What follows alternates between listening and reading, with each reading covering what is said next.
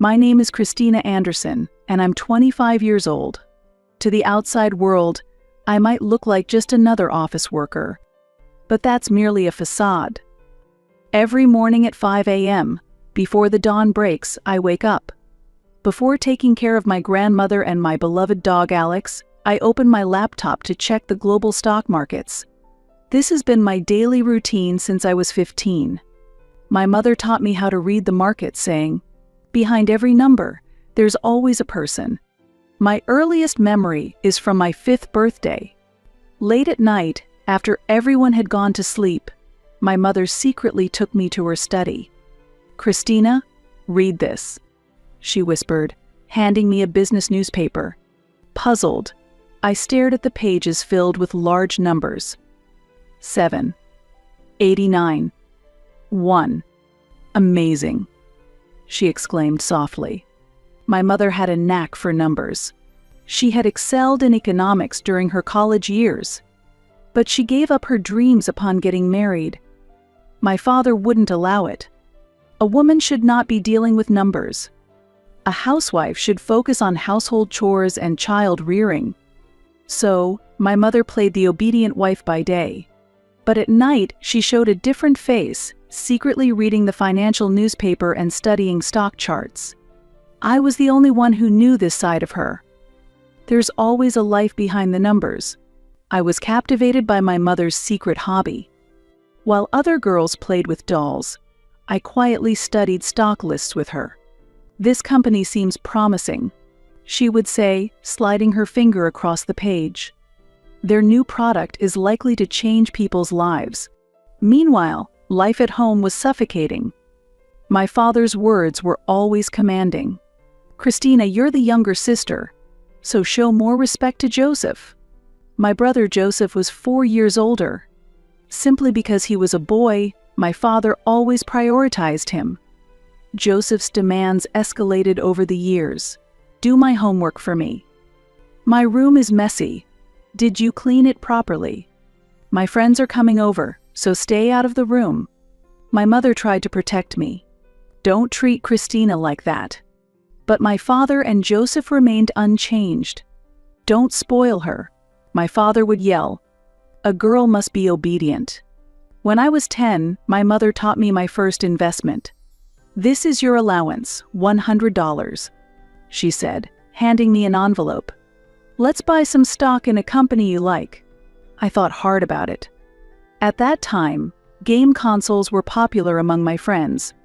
Together with my mother, I read the financial statements of that company. "Look here," she pointed. "See how the sales of the new product are increasing." A year later, that investment had doubled. By the time I was in middle school, my mornings began with checking stock prices on the computer. On weekends, my mother and I would read economic books in the library or study stock graphs on the computer.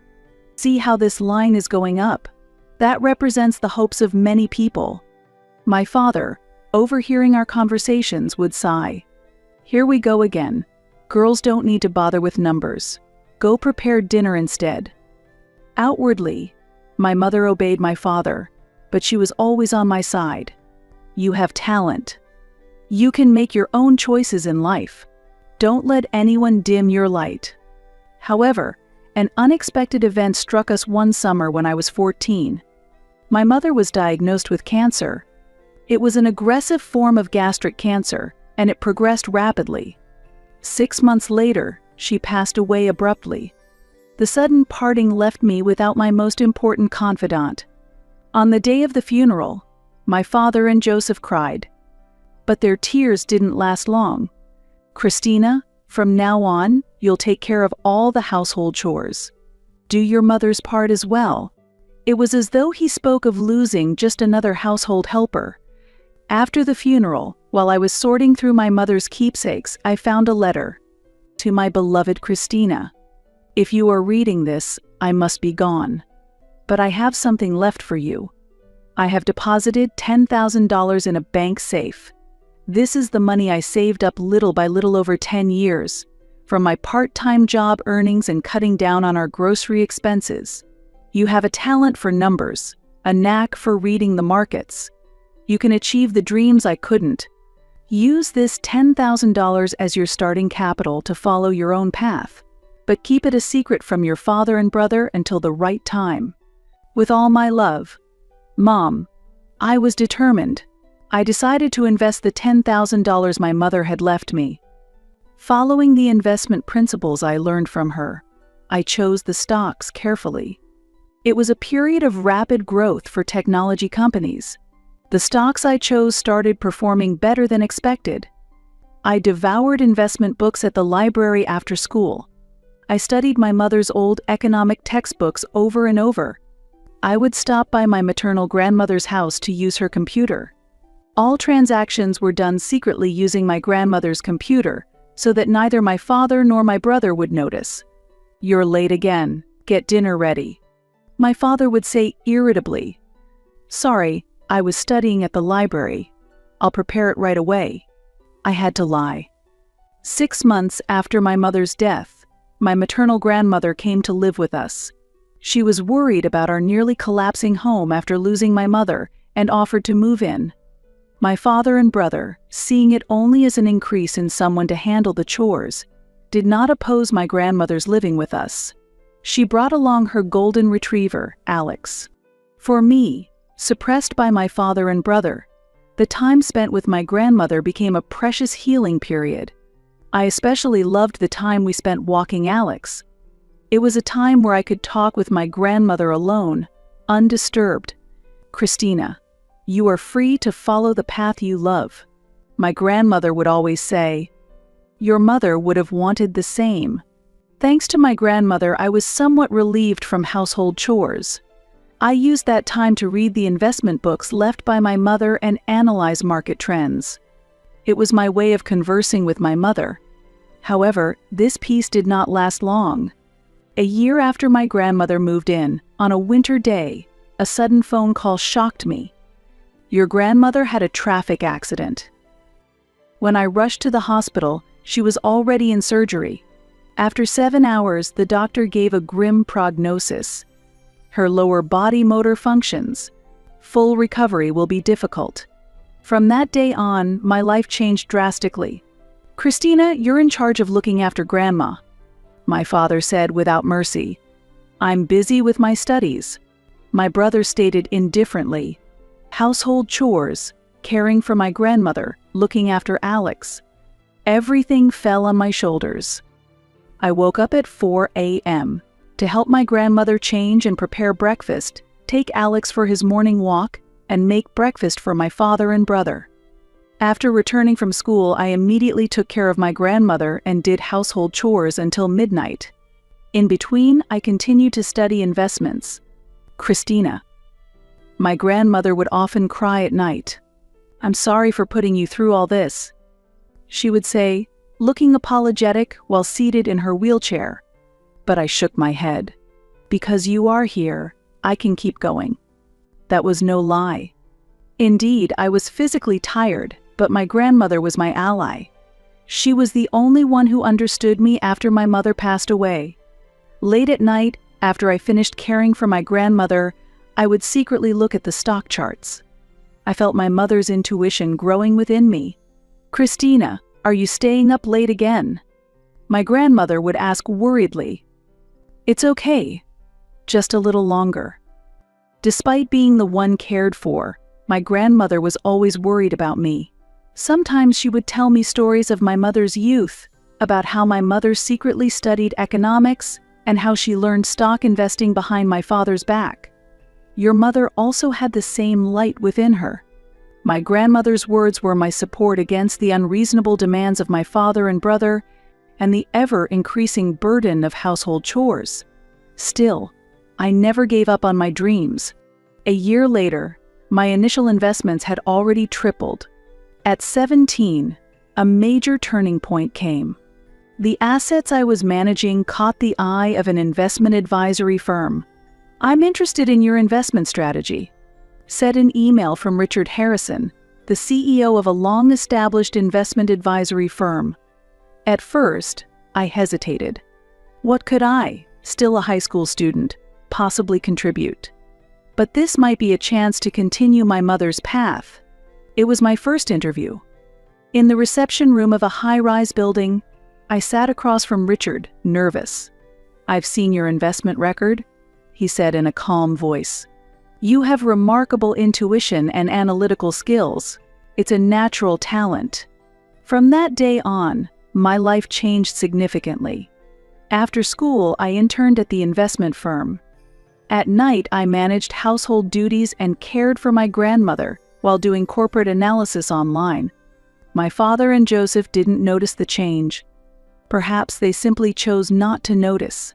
In their eyes, I was just a useful child, a convenient presence who managed household and caregiving tasks. "Christina, what's for dinner tonight? Is the laundry done? Are you managing Grandma's medication properly?" Those were their only words to me. Joseph, who had spent his college life idly and barely graduated, got a job at a small to medium-sized company through my father's connections. Although his job was in sales, rumors were he hardly worked and was out partying every night, but my father seemed unconcerned. "Christina, you're hardly ever home these days." Joseph, unusually home early one night, slurred his words with the smell of alcohol. "I've done all the housework, right? I'm busy with my studies." I replied quietly. "It's not just that. Who's going to take care of Grandma and Alex when you're not home?" "I take care of them every morning and night. During the day, I've asked a helper to do that." "A helper? Who's paying for that?" "It's okay. I've managed to get a helper at a reduced rate from an acquaintance." My father had completely handed over financial management to me. He didn't even check the bills, oblivious to the costs of caregiving services. Even if I left the monthly payment statements on his desk, he never looked at them. In fact, I had already earned enough from my investments. I secretly covered the expenses for my grandmother's premium care services, Alex's grooming, and even the utility bills that my father and brother were supposed to pay. Unbeknownst to them, I was the one supporting our household finances. But I never spoke of it to my family, believing they wouldn't understand even if I did. Moreover, if it became known, it would also reveal the investment talent I inherited from my mother. My father and brother only saw me as a mere household helper. They could never understand my true self. By the time I was graduating high school, my managed assets had exceeded $1 million. I decided not to pursue college and instead accepted a job offer at Richard's company.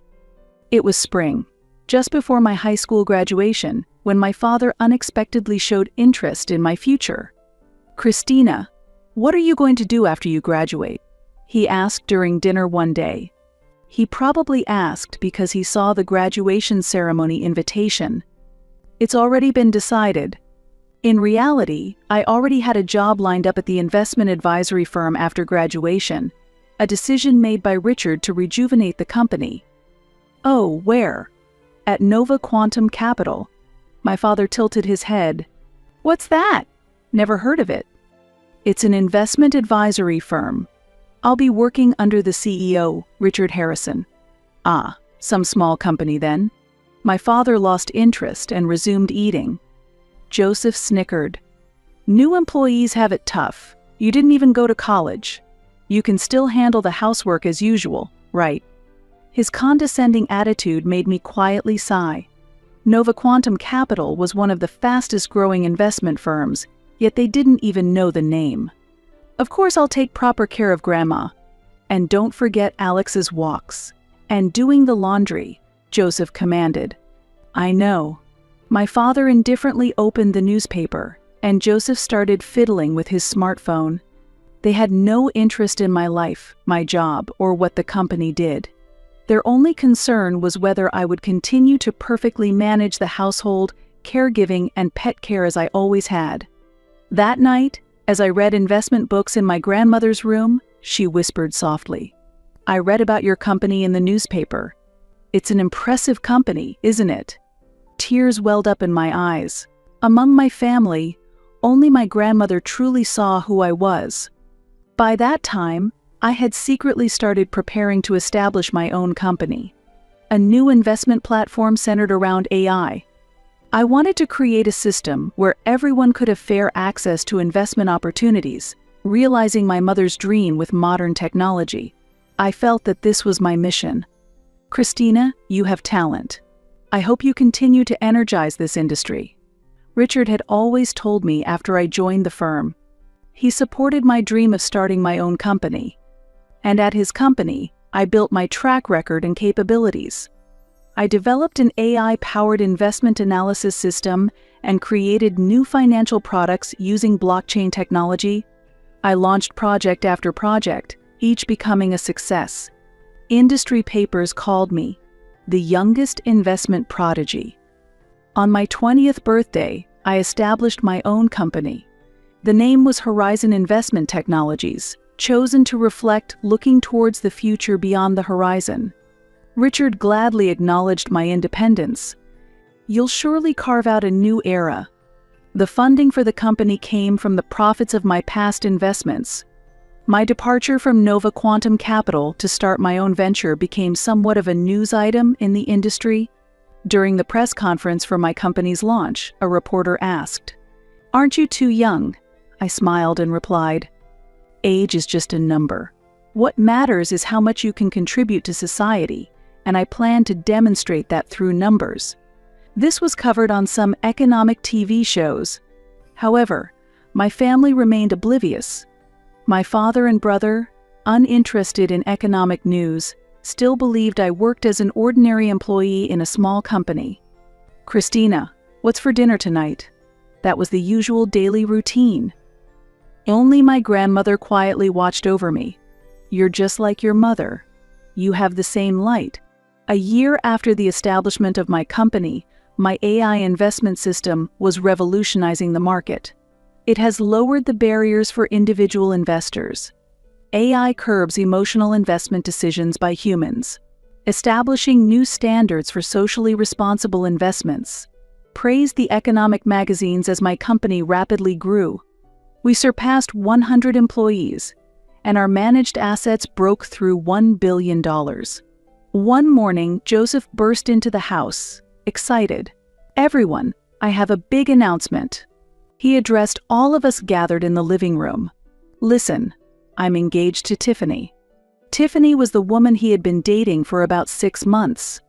Their meeting at a mixer half a year ago had greatly impressed Joseph, especially since she worked for a major pharmaceutical company and her father was a doctor. Joseph must have felt a need to impress Tiffany. "Actually, I'm an executive at a big company." He had lied initially. As his relationship with Tiffany progressed, his lies grew. "Our company's sales this quarter are the highest ever. Next month, I'm going to Singapore to set up a new branch. I have over 100 subordinates, so I barely have time to rest." In reality, he was just a salesperson at a small company, and near the bottom in performance, hardly serious about his work. But in front of Tiffany, he acted like a different person, taking her to high-end restaurants and gifting her brand-name products, all financed through consumer loans. "Joseph is really amazing," Tiffany had said, and though it pained him, Joseph had continued to pile on the lies. "Actually, I've just been promoted to vice president. I'm thinking of buying an apartment. My family has been in business for generations." I had glimpsed my brother's lies. As an executive at Nova Quantum Capital, I was privy to information about pharmaceutical companies, including Tiffany's company's performance and personnel changes, and I knew her father was a well-known figure in the medical industry. However, I chose not to expose my brother's lies. Eventually, everything would come to light, likely sooner than I expected at that time. "Congratulations." I responded nonchalantly. "We've decided to have the wedding in Hawaii." Joseph continued with a look of pride. My father raised his voice in joy and hugged Joseph. "Wonderful. That's my son." "Christina." Joseph looked at me, his usual arrogance apparent in his gaze. "You have an important job." I silently stared back at him. "Taking care of Grandma and Alex. Someone needs to stay home, right?" My father nodded in agreement. "That's right." "Christina?" You are the most suited for this." I looked at my grandmother. Sadness was evident in her eyes. That night I was working in the office.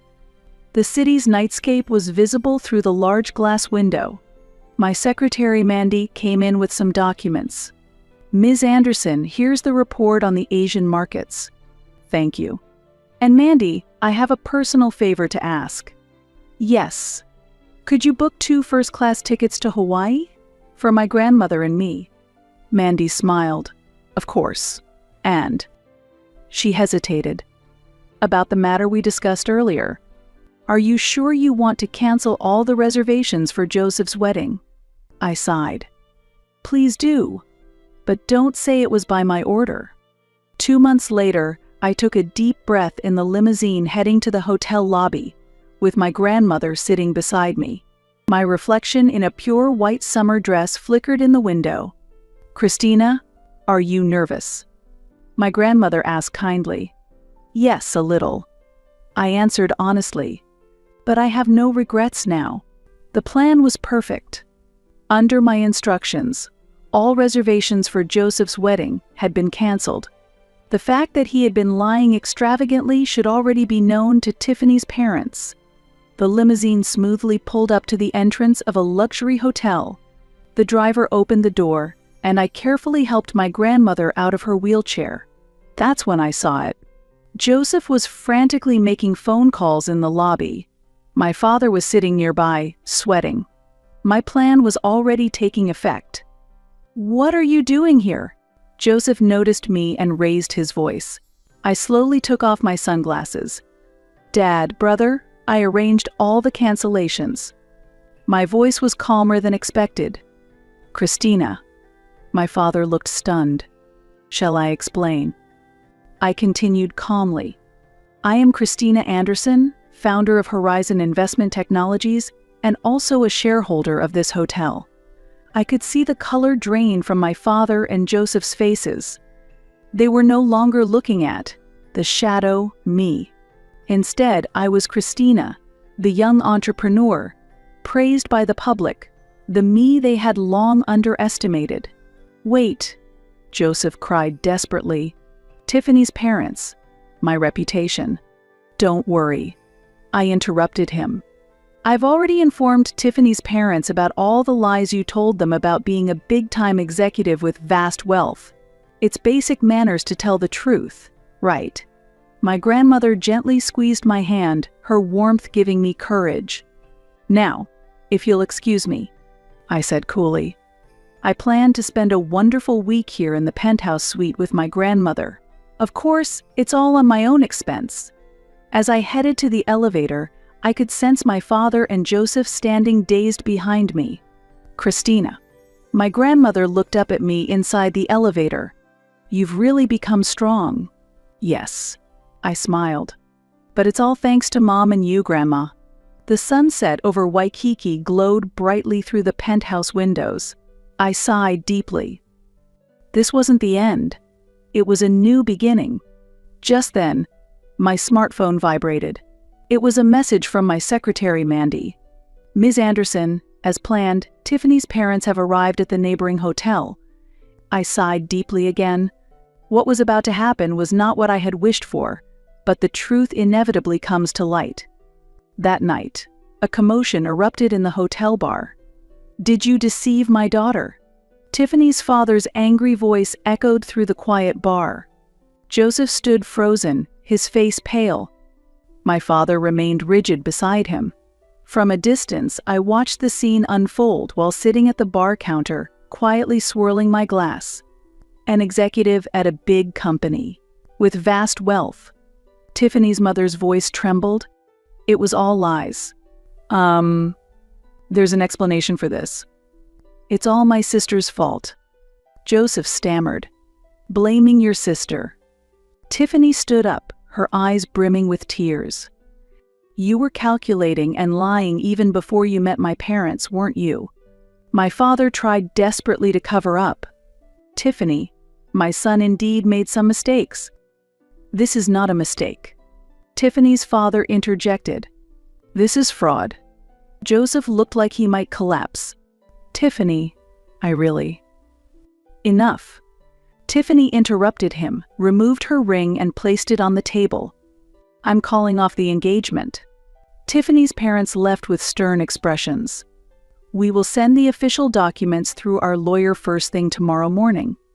I set down my glass and quietly left the bar. When I returned to the penthouse, my grandmother was looking at the moon by the window. Is it over? She asked gently. Yes, I replied, sitting beside her and taking her hand. No one else will get hurt now. The next morning, my father and Joseph left Hawaii early. My grandmother and I decided to stay and enjoy our planned one-week vacation. As we strolled on the Waikiki beach in her wheelchair, she shared memories of my mother's youth. Your mother must be watching this scenery too. I smiled. Immediately after returning home, I moved into a new house with my grandmother and Alex. The family home had too many steps and was inconvenient for my wheelchair-bound grandmother. It was the perfect timing, as a barrier-free house had just become available, and I had secretly been preparing for the move. My relationship with my father and Joseph was irreparably damaged. However, that marked the beginning of a new life for me. A few weeks after the events in Hawaii, a letter arrived at my office. It was from my father, including documents from Tiffany's parents' lawyer. Joseph was facing a claim for $50,000 in damages, $78,000 in cancellation fees for the wedding venue, $43,000 for refunds and related costs to guests, and an additional $50,000 in other damages. My father and Joseph must have been shocked by the amount. The next day, my father called. Christina, can we somehow discuss this? I refuse, I said coldly. This is the seed your son sowed. But such an amount, there's no way we can pay. Fraudulent actions have their consequences. I interrupted. His behavior is already the talk of the company. I hung up without waiting for his response. It appears your brother will be dismissed. My secretary Mandy informed me. Tiffany's parents had taken legal action, and Joseph was to be fired from his company. My father also had to leave his company. A father of a fraudster. Rumors had spread, and he found it too awkward to stay. They lost most of their savings, sold the family home, and moved to a cheap apartment in the suburbs. Joseph tried to find a new job, but to no avail. He ended up working part-time at a night bar. Given his history of not saving and spending frivolously, even maintaining a normal life would be challenging. My father, too, unable to find work again due to his age, and with savings running low, had lost all his former dignity. Occasionally, I heard rumors about them. I saw your father waiting for the supermarket's time sale. Your brother works late into the night at his part-time job. I listened indifferently. This was the retribution for their actions. Sometimes, my grandmother worried aloud. I wonder if those boys are all right. Grandma. I held her hand. There are consequences to one's choices. My father and Joseph would struggle for many years to come. The financial penalties were a fitting punishment for their arrogance. I turned my attention to the documents for a new project. There was no longer any need to think about them. I just needed to keep moving forward, following the lesson my mother left me. Behind every number, there's always a person's life. Exactly, Mom. Numbers can sometimes be the most effective avengers.